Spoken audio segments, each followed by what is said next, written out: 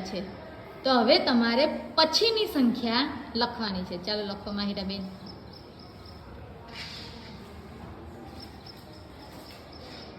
મોટેથી બોલો.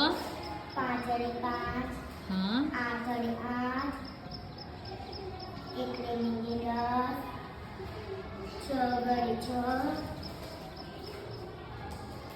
4 વડે 4. Very good. ચાલો હવે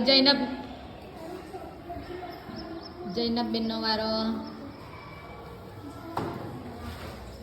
પછીની સંખ્યા લખવાની.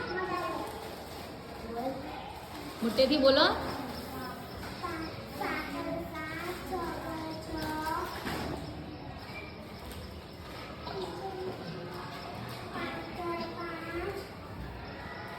હા